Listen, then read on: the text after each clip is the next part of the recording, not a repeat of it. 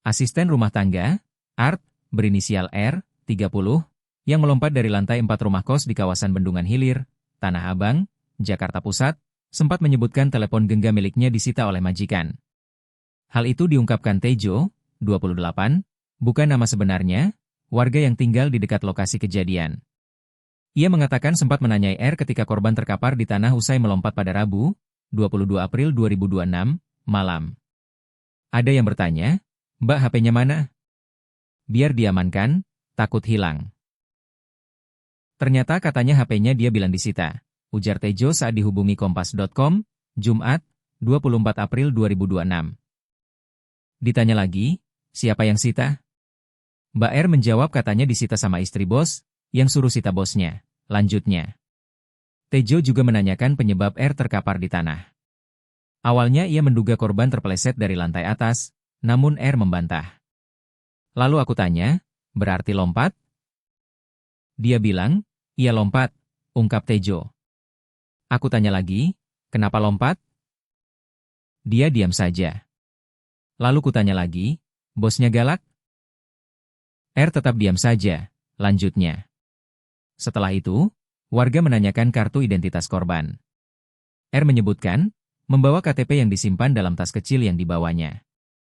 Warga kemudian membantu menemukan KTP milik R.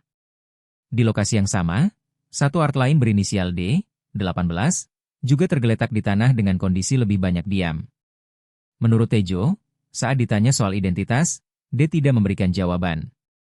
Ia hanya merintih pelan dan sesekali mengeluh kesakitan. Tak lama kemudian, ambulans dan tim medis datang ke lokasi kejadian. Keduanya kemudian dimasukkan ke dalam ambulans dan dibawa ke RS Minto Harjo di Bendungan Hilir. Dua Art loncat dari lantai 4 rumah kos. Diberitakan sebelumnya, dua Art perempuan berinisial D, 18, dan R, 30, terjun dari lantai 4 sebuah rumah kos di Bendungan Hilir, Tanah Abang, Jakarta Pusat, pada Rabu, 22 April 2026, malam. Kasat Reskrim Polres Metro Jakarta Pusat AKBP Robi Heri Saputra mengatakan, kedua Art tersebut terjun dari lantai 4 sekitar pukul 23 waktu Indonesia Barat. Kejadiannya tadi malam, Rabu, 22 April 2026. Setelah kedua Art loncat, ada warga yang melihat kejadian. Langsung ditolong warga, ujar Robi saat dihubungi Kompas.com, Kamis, 23 April 2026. Warga kemudian menghubungi ambulans darurat agar kedua korban segera mendapat pertolongan. Namun, D meninggal dunia setelah kejadian. Sementara itu, R mengalami patah tangan dan dilarikan ke RS Minto Harjo.